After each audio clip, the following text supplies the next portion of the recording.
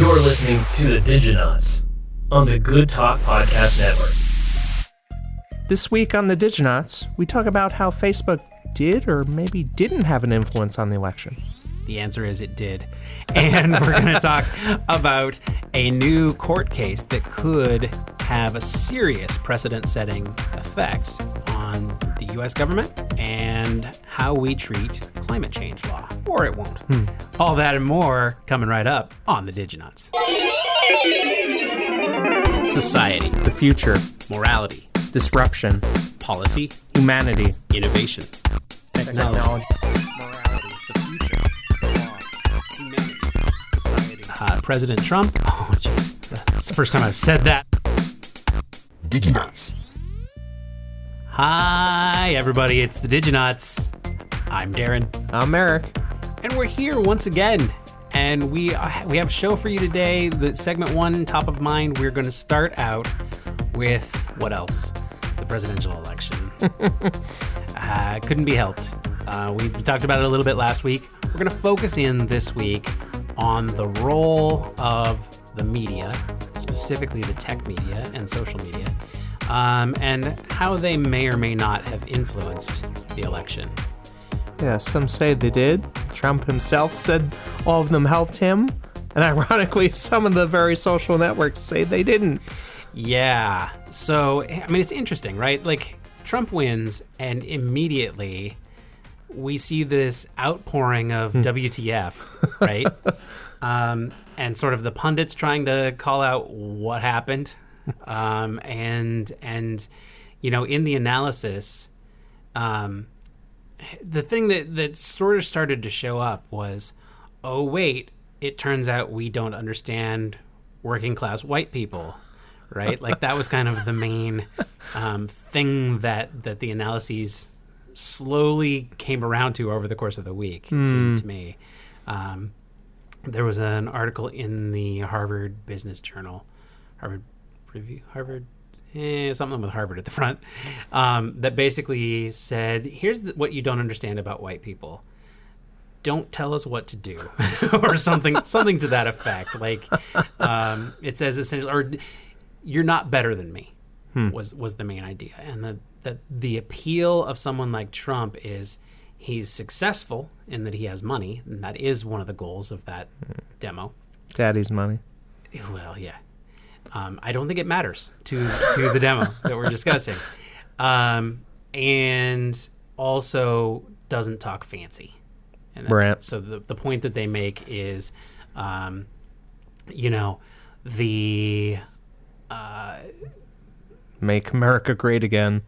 Couldn't be simpler. I mean, whether you that's a whether simple you agree message. with it or not. So what their point is that if you look at the experience of those folks every day, right? They get up and they build a car or plumb a toilet or whatever the case may be, right? And their experience with professionals is doctors telling them what to do, Right. lawyers telling them what to do, managers telling them what to do. So there's a big old case of people who, quote unquote, think you're better than me, right? Pushing them around. And that's the response. And that Hillary Clinton is uniquely elitist in terms of, like, here's my bank job, or my bank connections, here's my, you know, and then what does she do? She says, basket of deplorables, right?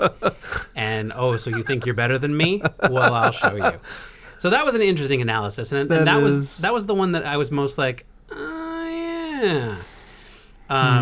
Now. But I think another problem, like all these social networks, you wind up, especially Facebook, seeing a lot of what you believe. So then it becomes exactly. You know, we talked about that a little bit last week, and that's what we're going to dive into this week. Is the social media echo chamber and the effect that it may or may not have had. I'm going to pause for 1 second because I just started talking about white people, and if there's, you know. We're not recording Hollywood Inclusive this week, the other show that I co-host, where we discuss issues of media and race. And I can't spend as much time as I just did on, like, let's explain the angle of the white people without saying that, you know, my friends of color are like, shut up, you fucking racists. Like, stop talking about why the white people did what they wanted. It's racism, and I mean, that's a point that has to be brought into it, of course, as well. Yep. And that, look, at the end of the day, if you were white, you had the privilege to feel like you had a choice. And, a lot of people of color are like, there was not a choice. Right. There was the thing that threatens my well-being and or life, right? And then there was, the other thing, palatable or no. So, so I wanted to bring that up, one, because I think it had to be said. I think Sure. you can't you can't just say part of that. And then the other side is, I want to put a pin in it, and then as we discuss the Facebook echo chamber, there's something to this as well. So the election happens, the results come in, and immediately articles start coming out of people's theories, think pieces of why what happened. And one of them, as you mentioned, is Facebook, right? We get this idea that if you are a friend with a bunch of conservatives, you are going to get all of the things that they share. They're going to share, the things that they agree with. That tends to be what we tend to share. Right. It's like, yeah, that's what I think too. Or just mocking things and saying, not the onion. Right. Yeah. Well, and that's another layer, right? Is the sort of parody and whatnot. So what happens is we're not using it as a tool of engaging the other side in polite repartee. We are, again, echoing what we already think. I mean, I've definitely seen and participated in, like, comment storms. Like, friends would post, like, pro one side, then the other side would comment, and then it would just explode. Yeah. So... No, I mean, and that happens, certainly. It's not to say that there's no debate, but let me ask you this. When you saw those comment storms, was it the kind of thing where it was like, very good point, indeed. But let me ask you to consider this, if I may, good sir. It was not. No? Yeah, exactly. It's more like, duel. Right. Yeah, I mean, people very quickly go to, you fucking idiot, that's what Hitler would say, So that sense of anonymity that comes along with internet conversation as well, even if you have your name tied to it, there's this sense of like, well, it's not the same as being in a room with somebody, right? So your manner of speaking, the degree to which you're ready to call someone an idiot, is increased if they're not within striking distance. Right. Yeah, I did I that would offer. To some a Gary Johnson live stream, and okay. I got pounded with replies. Really? So what were you saying? What did you say? I called him an idiot for just not knowing what Aleppo was and other things. Yeah. That's pretty baseline as a presidential candidate. Anyway, we beat on him a little bit last week. Moving on. So they go to Mark Zuckerberg and they're like, dude. Well, they didn't say dude, but you get the idea. Although if you're talking to Mark Zuckerberg, dude is probably the way to go at it. Dude, what's up with, all the fake news that we're seeing on Facebook? And he says Facebook had no effect on the election. Don't be silly. Which is hilarious because, one, that can't be the case. Right. And secondly, like if it had no impact on the election, then it's not effective from an advertising medium, which we know is false also. Yeah. So he's either disingenuous or a little bit out of touch with reality on that. His argument I've seen him make is, we're not a media company. We're not, out there reporting and editing stories and putting forth information. We're just a curation tool. We're not a media company. We're a tech company. But what's funny, there, even before this, the whole trending section on the right rail, they got pounded for that because it was revealed they were curating it with humans and determining what falls in there. So, I don't buy it. Yeah. And there were stories going back and forth about, like, where they are or aren't suppressing one side of a story. I more so on Twitter, actually. There were accusations of like Hillary being tight with the Twitter folks, so she gets a little extra love in terms of what trends or more likely what doesn't trend. She was a little tone deaf on some of her hashtags early, like I forget what it was exactly, but she said something was just like her abuela or whatever like that, Anyway, so back to Zuckerberg. The thing is, like, 66% of people list Facebook as one of the places that they get their news at this point of adults. Right. So, yeah. Wish we could ask Peter Thiel about this. Yeah. Well, and I don't know exactly where Zuckerberg's, politics land on everything. But it's interesting. I came across something that had been put up a while ago from the Wall Street Journal. Thanks, Rupert. Yeah. Well, it takes both sides. In some cases, more extreme than others. But they put together this tool essentially to confirm that the echo chamber effect is a thing. And there's plenty of evidence. There was a study out of Harvard Law School where they confirmed it, and there's an article in the Washington Post that talks about that study, and it was like, yeah, they confirmed something we already all know, But what was interesting about this is this Wall Street Journal article. It's graphics.wsj.com/bluefeedredfeed with a dash between each word, and I'll link it in the show notes as well. But in case you want to check it out yourself, this is a cool interactivity kind of thing, and it looks like it's working live off of the news right now. So, Eric, let's pick a subject. We've got President Trump. Oh, jeez. It's the first time I've said that. Ouch. That hurt. I don't think I'll ever say it. Hillary Clinton, Donald Trump, Barack Obama, guns, abortion, ISIS, or presidential debate. I'll take guns for 1,000. Fantastic. So we go to guns. All right. And it spins for a second, and it's now pulling up news stories. And this is not exactly meant to represent a specific person's news feed, but it's saying, here's what you've got on the very liberal side, here's what you got on the very conservative side. And if we take into effect what we were just discussing, that if all of your friends are very conservative and they're all sharing with you the things that appeal to them, you're going to see mostly what's on the red side and not what's on the blue side. So let's look at guns, right? On the liberal side, the first thing showing up is from Now This. It's a video called "These Guns Are Being Melted Down." Underneath that is a video. It was shared via Facebook. California gets tough on gun control, posted by the Young Turks. Media Matters for America, Guns Down project to fight back against, doesn't say. We switch over to the red side, the conservative side. We have 100% fed up. Armed citizen shoots and kills suspects who were beating a cop on I-75. Then we have something posted by Sean Hannity. It's about time. Now we're going to be able to actually cling to God, our guns, and religion. This from Judge Janine Pirro.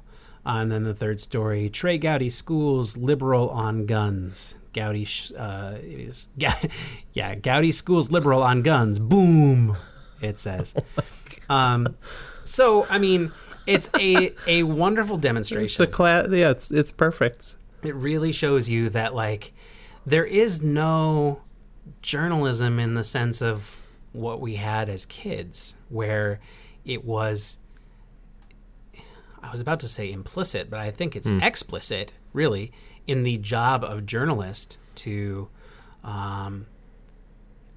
base what you're saying on both points of view, but more to the point, facts, and these are all pretty much opinion pieces. I mean, was it that different? I don't know.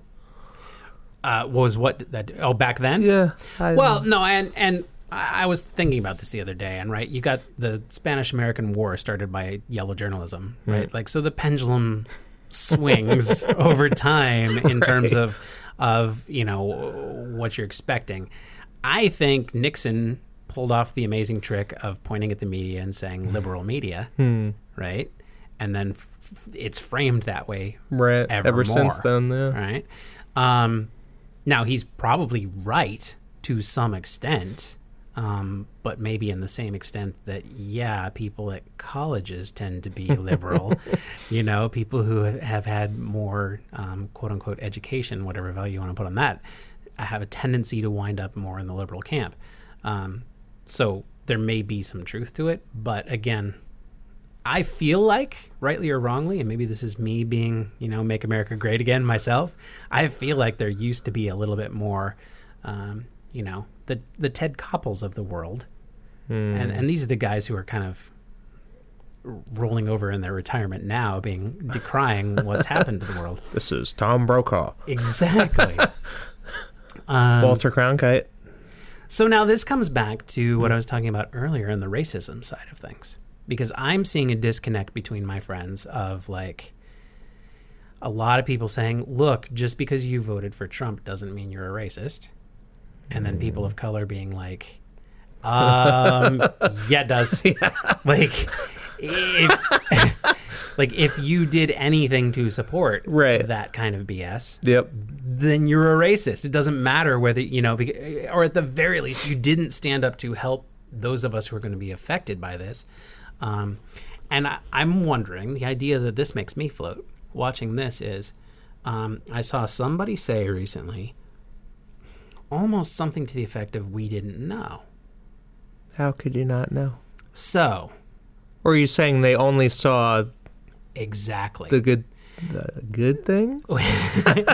Well, they only saw it in a positive light. So who's going to take the Trump statement about abortion and spin it in one direction or the other direction, right? We take these two papers, you might not have seen much focus on his like late term abortion so-called statement in the third debate with Hillary, right?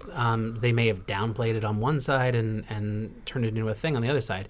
And it may be the case that you're getting the exact same thing where race is concerned. So he comes out and the first thing he says, they're not sending us their best people. They're sending us the rapists and the whatever his words were, right? You can bet that the blue side has pounded that message into your head over and over and over again that, okay, this guy is a freaking racist. Just look at all of these times that he's done something that's way, way off what's acceptable from a presidential candidate. Yeah, I mean, I think shortly after, the days after he won, like, I guess searches for misogynist and other terms skyrocketed. Yeah, you bet. So maybe that's to your point, like, people had just started to hear about that. Right. And furthermore, didn't know what it meant. Which is perhaps further problematic. Perhaps, yeah. I mean, like little things like the revelations, right? Of like, he allegedly used to go into the Miss America changing room when they were naked and just kind of walk in because he's in charge. Do you think that story shows up on the red side? Oh, I doubt it. Or do you think it's about email servers? Right, it's all email. Well, so that's what has me wondering if that's a little bit what happened. That the messages of this dude is behaving in a racist, misogynist way was pounded into the blue people and may not have even reached the ears of the red people.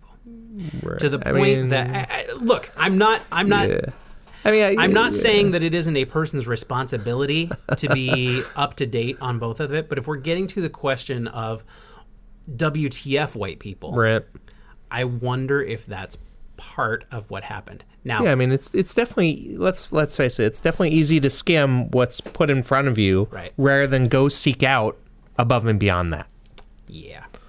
So that brings us back to Mark Zuckerberg and his statement. So last week he's basically saying, no, we clearly had no effect.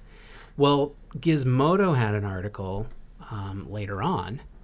I think it was either the end of last week or early this week, where they said that Facebook's fight against fake news was undercut by fear of conservatives. And knock, basically, knock, Peter Thiel. Yeah. I like how you're not letting go of the Peter Thiel thing. So the idea here then is Facebook has actually been talking about this, been aware of this, right. is what they're implying, and unfortunately they're kind of quoting sources. So that's a little bit concerned, but I think they're Gizmodo's been around, they're fairly legit enough for me at least to raise the issue here. But according to their sources, what happened was, yes, they had perhaps a way to help cut down the fake news, but what they found out was, get ready for this. Shocker. They found out that it had a disproportionate effect, and it caused more conservative stories to go away than liberal ones. So I think you can draw two possible conclusions. One, there was something wrong with the algorithm. Or it was so perfect.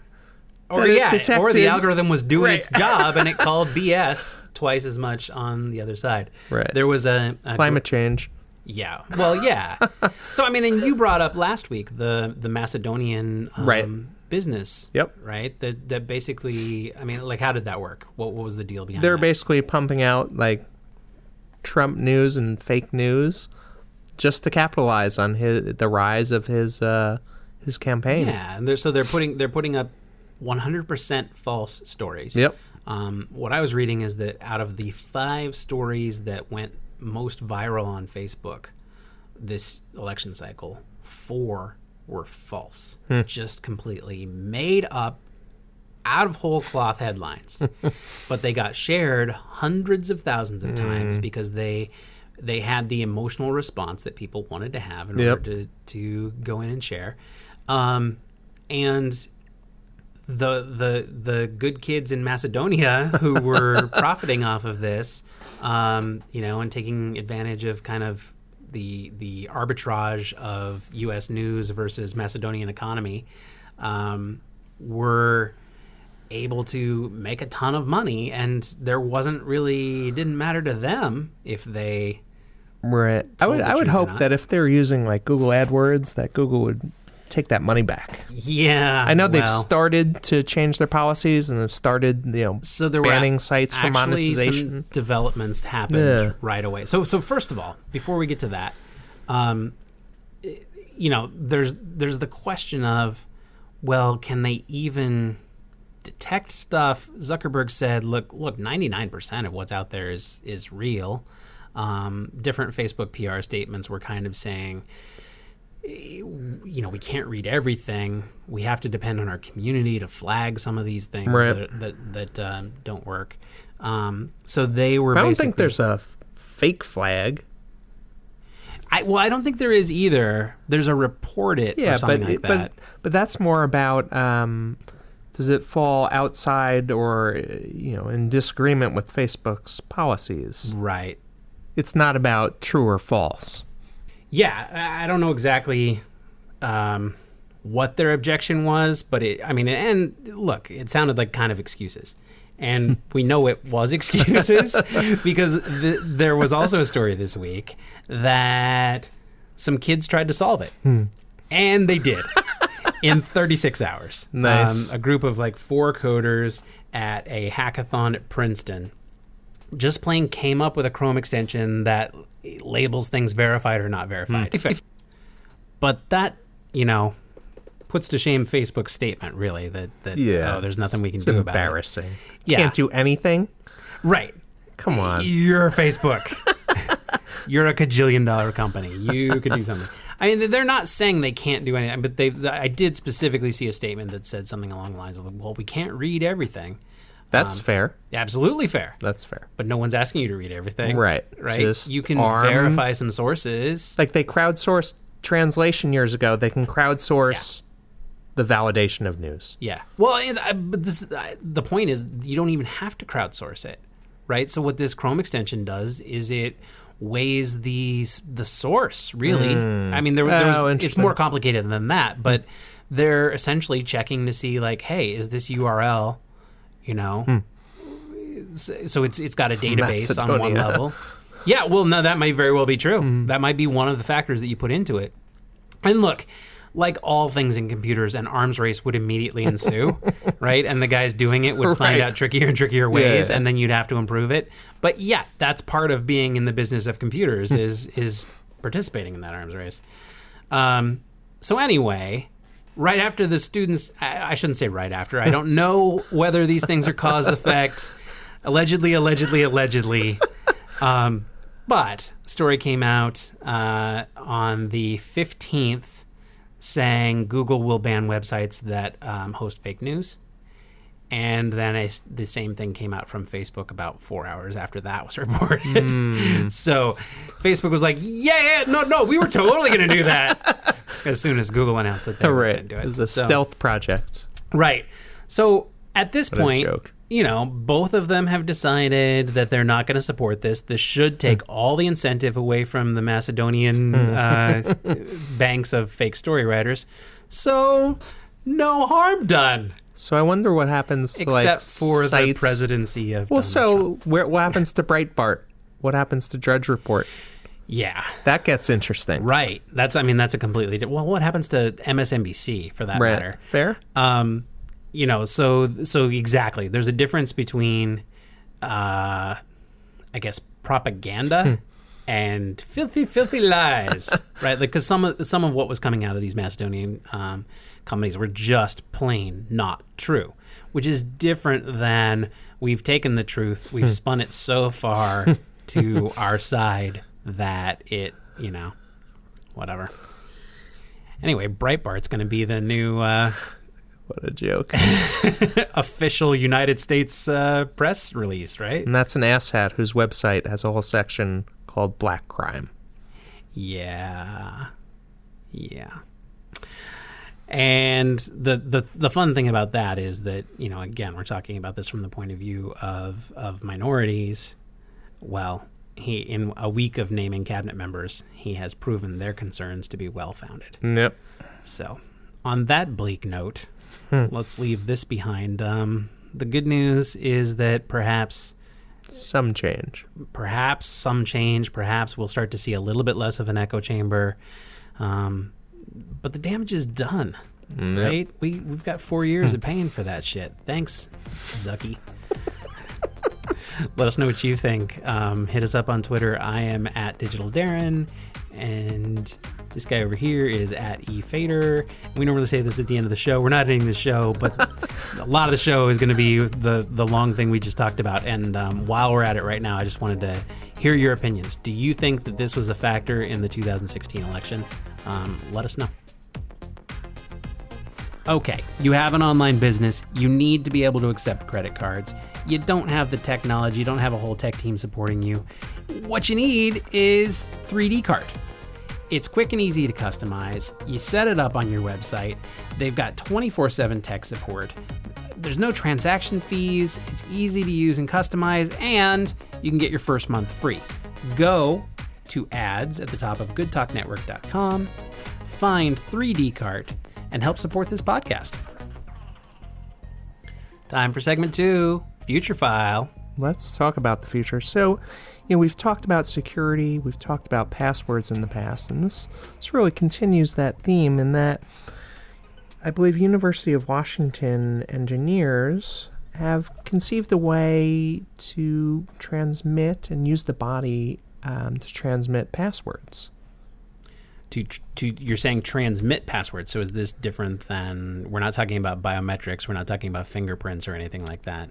Well, it's related in a sense. So imagine, let's say you grab a door and with one hand, and you're also touching your phone.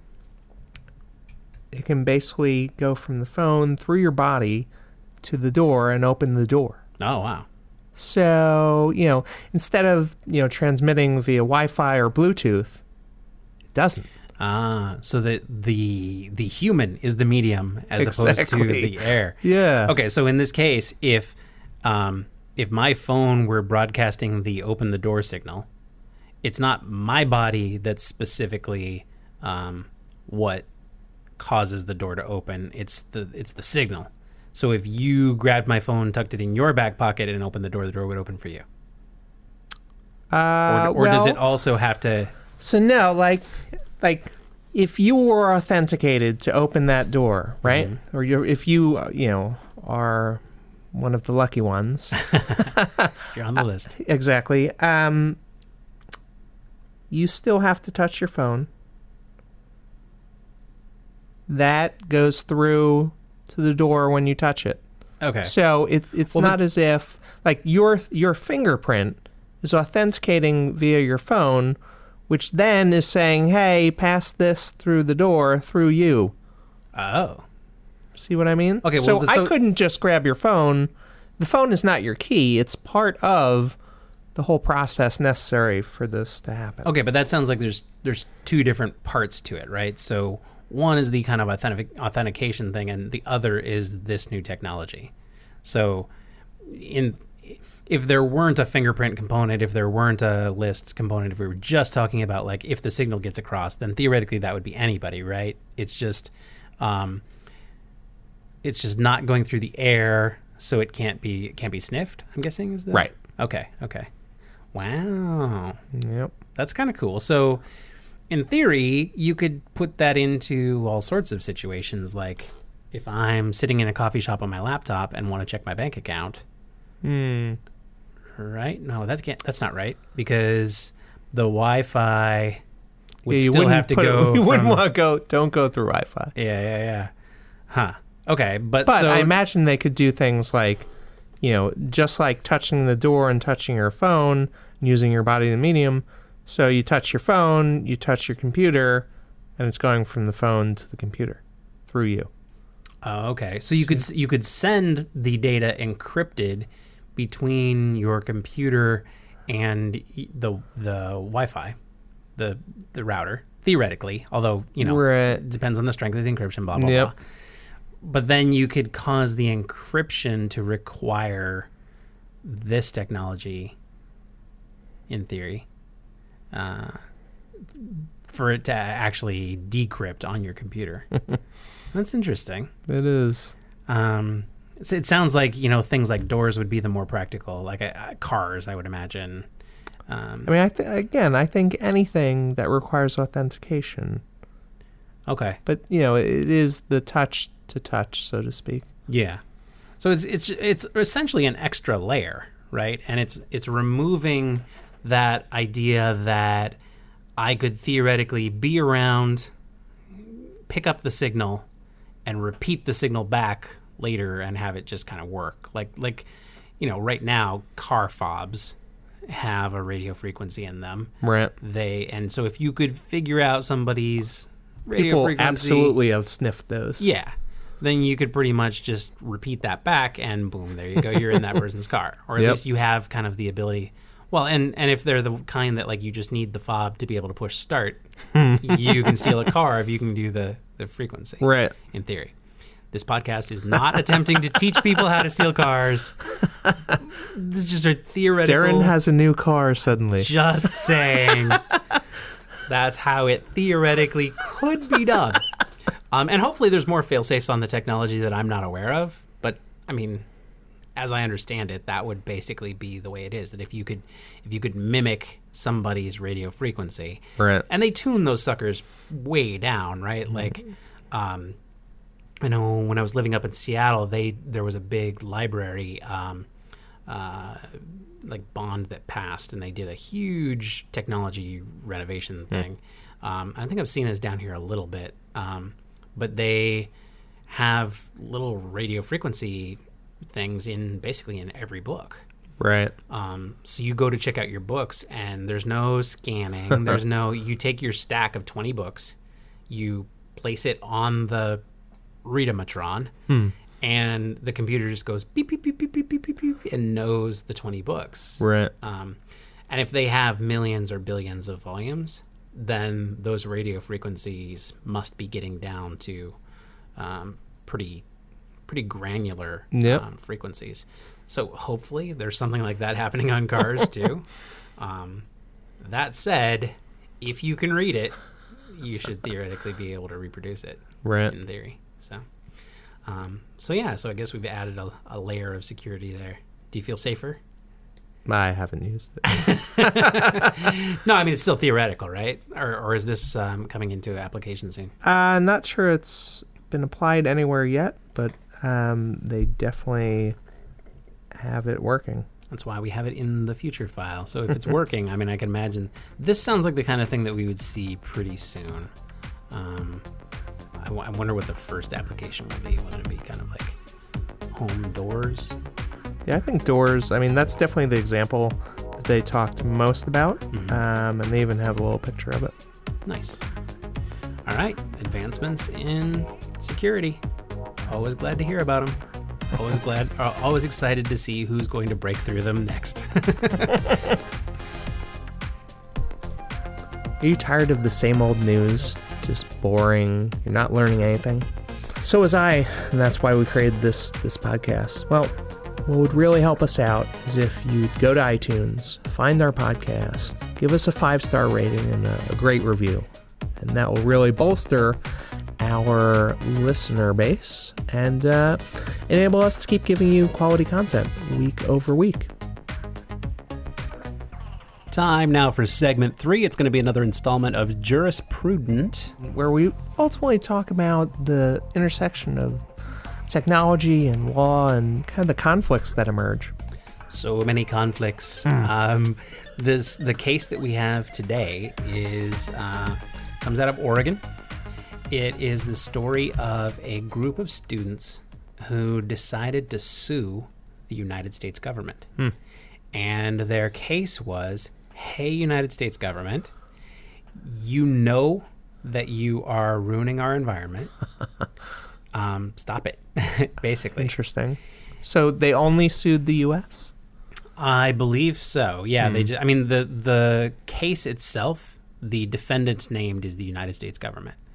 And the idea here is that it would be directed to President Obama until January. And in which case it would be directed, I'm not going to say it again, I said it once already, at somebody other than President Obama. But yeah, so I'm not sure how that works, the suing the government side of things, right? Bold. I'm not a lawyer. I enjoy the implications, but I don't know any of the nitty gritty. But yeah, they might be countersued.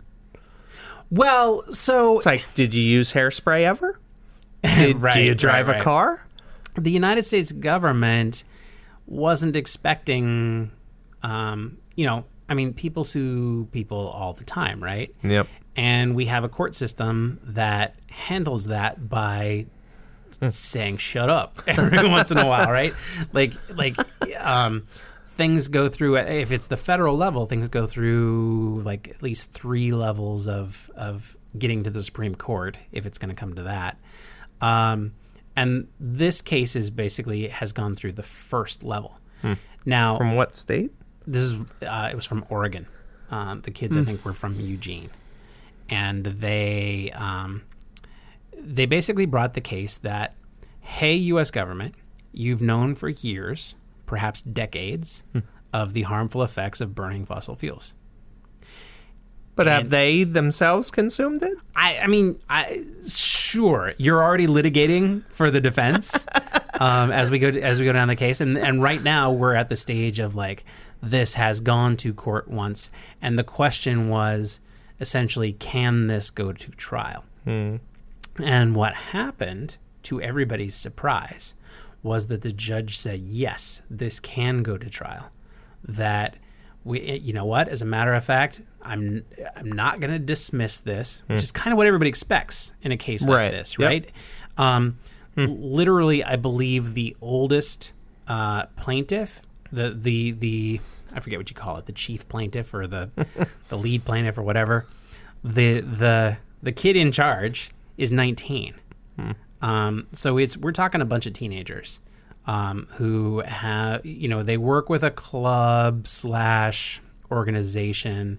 I checked out the website. It looks like it's not just a high school club or a college club or whatever. There's a bunch of proper grown-up lawyers involved.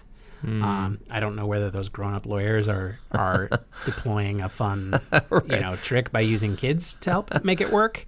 But definitely the court paperwork lists off the kids as the plaintiffs, and they brought the case, and the argument here is so they basically say, under the Constitution, we're guaranteed the right to life, liberty, and the pursuit of happiness. And you're infringing on life? On life. Oh, boy. Yeah. So they're essentially saying that, again, as I was saying, that like you've known about the harmful effects of burning fossil fuels for years or decades. And not only are you failing to act to stop that, but you're actively supporting endeavors to continue it. Like the pipeline. Exactly. Yeah. So through creations of pipelines, through, infrastructure, through whatever, government support of an industry, right? By not shutting the industry down, by, in fact, helping the industry grow, they suggest that the U.S. government should be considered culpable, as somebody who is endangering their future, their life, their right to pursuit of happiness. So they must ride horses instead of driving cars, right? You are going straight to the environmental, like, what is the carbon footprint of each of these kids? They must weave their own clothing I think this case is oak leaves. I mean, I don't know the exact kids. That I think I saw one of the kids got milk because cows spew methane. On the I want to say he was on Bill Maher. So I mean, I think we are talking about fairly, hippie chick kids that are involved in this. It is coming out of Eugene, Oregon, right? But while I appreciate you saying, look, aren't we all complicit in this? To me, the interesting part of this story is it's very interesting. The overall theory here of like, can the government be found responsible for its part? So, but what are they asking for? Are they asking for damages? Are they asking for things to change? I don't actually know that. I would have to read this lengthy legal document, which I don't feel equipped to know how to read, but we can dig that up if it becomes kind of something the listeners are interested in. I'm happy to look closer, or even to ask a lawyer. But the idea is basically, I think it's one of those like, hey, stop. I'm sure there's a degree to which it's just a publicity right. Thing, right? But imagine the legal precedent. Oh, it's massive. It's massive. I mean, so this went through a federal district court, and I'm not sure if even it's been through that first level, or if it's just the judge saying, no, it can't be tossed out. Right. I mean, here's what would come next. Like, with the precedent that has been set, with the judge agreeing for this to proceed, like, right. Anyone who's anti-smoking and maybe who has experienced cancer, like, because of that, they could say the government is complicit in that. Right. And that was one of the sort of concerns that people had, is that, similar to what I was saying about the monkey, right? If you've been listening to our show for a few episodes, we talked about the monkey selfie, and my point is that once you give a monkey the right to own a copyright, then you open up this slippery slope. Whereas if you have a defined line, then it's a little easier. And the same thing is true here, right? If you give people the right to sue the government for harm that comes to them, can't anybody sue the government for anything anybody does to them? Right. I think it's a little bit different, because we're not talking about like if you're talking about secondhand smoke, to use your example, the person who caused me to breathe in secondhand smoke is the firsthand smoker near me, right? I have a specific person I can blame. Whereas environmentalism is by its very nature diffused, right? I mean, this is why environmental law is so tricky, because it immediately has to become international and you have to pay attention to trade winds and is the jet stream bringing things to us from Japan, right? So is Japan more responsible for our environment than England is because that's the way the wind blows, right? I mean, that's a complicated matter. Yep. And is the United States government even most to blame for the air that the kids in Oregon are breathing, as compared to, say, the Chinese government, right? Like the smog that they shut off for the Olympics, they've shut back on or turned back on again, and theoretically it's blowing to Oregon. Right. And you even think about, like, nuclear weapons. Okay. We launched many years ago. You bet. And it's like, that's out there. That still had an effect on the environment, and yeah, exactly. So I think with this case, there's really two things to keep in mind that speak to why maybe they will run the risk of establishing the precedent. One, it's happening in Oregon, right? Like, you're not going to get the exact same response if the... Come on, Texans. Right? I mean, exactly. The district court that sits in Alabama, I don't know where the district seats are. But, obviously our electoral map is a couple different colors. So who knows, right? If this were sent to the Court of Appeals, right? Because that's it has to happen that way. Right. This is only baby step number one. Then it would have to go through the actual court and the case be made. Then it would have to go to the Court of Appeals. Then it would have to go to the Supreme Court. Or not necessarily have to. Theoretically, the Supreme Court could swat it down and say, no, the Court of Appeals was correct, or we're not going to hear it. We're going to leave it with whatever they decided, in theory. But this has all the makings of something that goes all the way, right? Ruth Bader Ginsburg, I think, was on Charlie Rose, and she said, like, that the Supreme Court loves hearing the most controversial cases because clearly there's dissent and there's confusion and there's room for interpretation. Exactly. And, I mean... I think this has, the makings of a case that gets there. Without a doubt. What the lawyer says is interesting. Now, the lawyer for the plaintiffs, she makes the case that she's like, well, first of all, she makes no bones about who it's going to wind up being against, right? They're not targeting Obama. I'm sure they'd be happy to get the case to go through as early as possible, but they know how the courts work just the same as we just went through, right? And it could take years to wind up at that level. So she looks at it as like, look, if we go up against Trump, we have an advantage, says the lawyer. She's doing her spin here. She says they would have to be able to get experts to testify. Interesting. Right? So that point of view that everybody's quietly expressing that, like, no, wait, all the scientists agree. The opposition would have to find quote unquote experts who claim that there's no effect. And this, if you ever saw John Oliver in his early part of his show did something where he talked about how we give equal time to climate change deniers in the media. And his point was, why are we giving equal time and pretending that this is a yes or no question?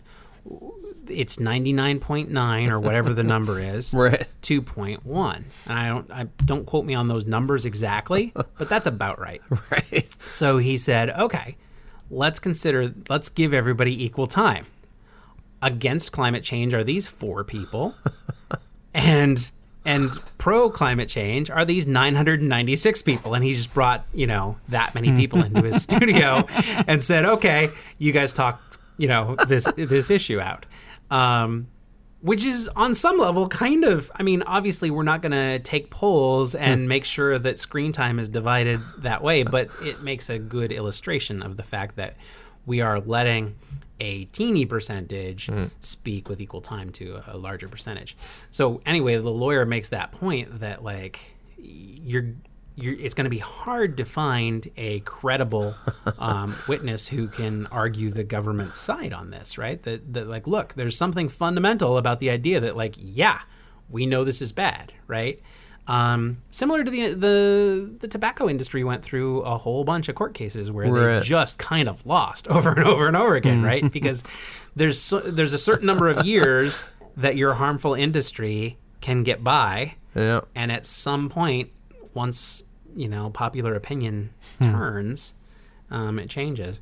So how recently did they file this? I'm not sure of the filing date, but the decision came through very recently, Nice. like last week. Wow. I'm not sure. I'm looking at an article on Moyers and Company, and it is from November 11th, so that's last Friday. I have the actual lawsuit, but I've mentioned that I don't know how to. Oh wait, filed November 10th. So this must be the decision that I'm looking at. Again, I don't know anything about law or how to read it. Plaintiffs in a civil rights action are a group of young people between the age of 8 and 19. 8, yes. Right? They're starting them young.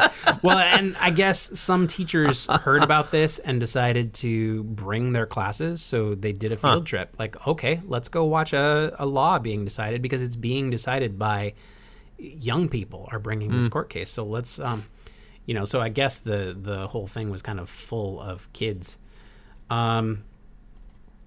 Anyway, Again, this is 54 pages, so I'm not sure. But the decision was very recent. And what the judge says that's interesting is, again, the expectation on a judge would be to dismiss this case as kind of like, yeah, we're not going to set that precedent. Yeah, kids, go home, go hunt some Pokemon, right? Pokemon, no. She says in her decision, in allowing the case to go to trial, and I'll read a quote here, this lawsuit is not about proving that climate change is happening or that human activity is driving it. For the purposes of this motion, those facts are undisputed. Rather, she continues, the case at hand is whether the administration and its agencies, quote, are responsible for some of the harm caused by climate change, and whether a court has the legal authority to order these agencies to change course and do something about it. So it's interesting. And then she references Alexis de Tocqueville, who was a famous 19th century statesman from France, who worked in the U.S. There's a quote that they close this article with: there is hardly any political question in the United States that sooner or later does not turn into a judicial question. Which, I mean, if you think about the great issues of our time, even the things that presidents are running on, a lot of them are, things that judges have come up with. Right. So I think her point is, look, this is gonna wind up in the courts.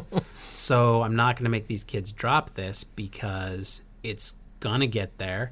And now she offers the for the purposes of this motion, those facts are undisputed. So it would seem the judge has a point of view on this, slightly. Right? And that's interesting. I would think as a judge you wouldn't go there. She did. Although, I mean, how much truth hurts, right? But her point is, don't frame it in terms of that, the inconvenient truth question. Frame it in terms of whether or not a government can be responsible for their role as part of it. And she says yes. Sue the world. Sue the world. Here's my thing. Like, I think it's ingenious.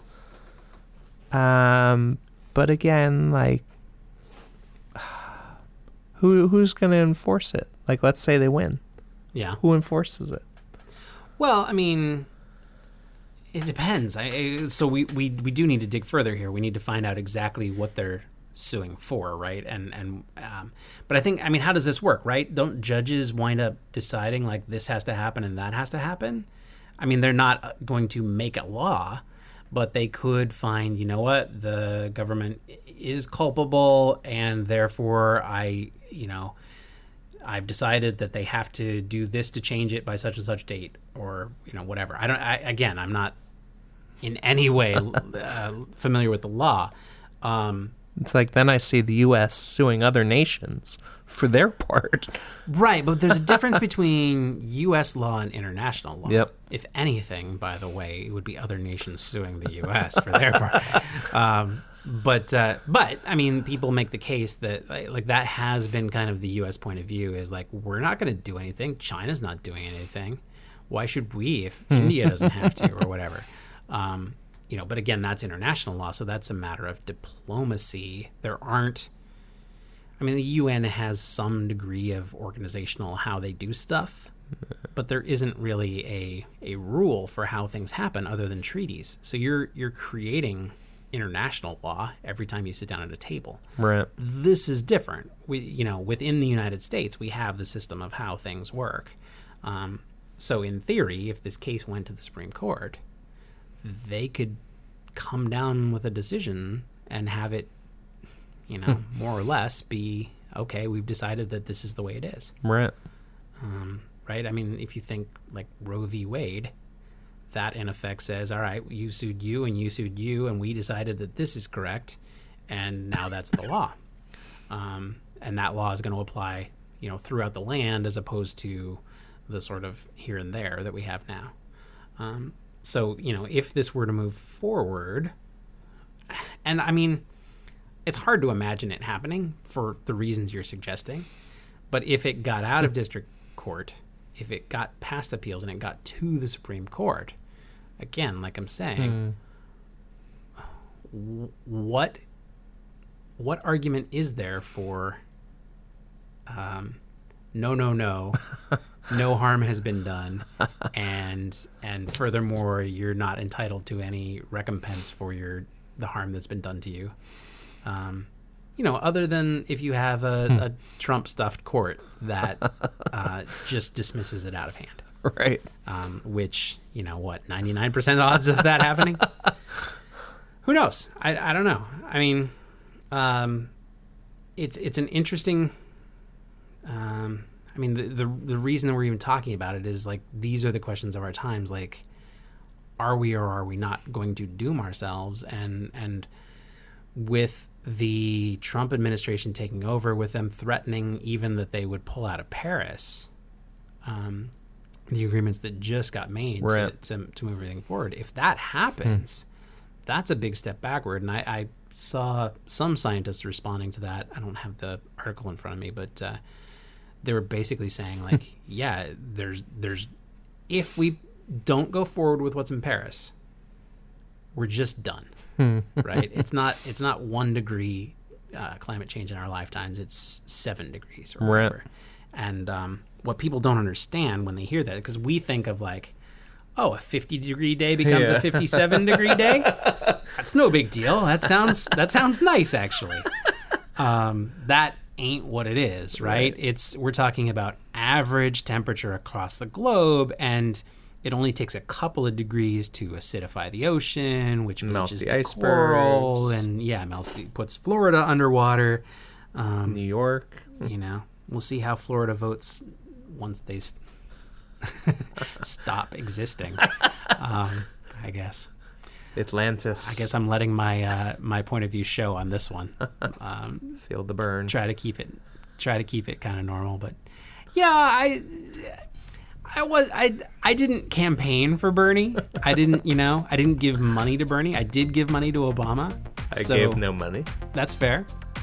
So I'm not saying I was hugely into that, but like I said last time, I am an idealist.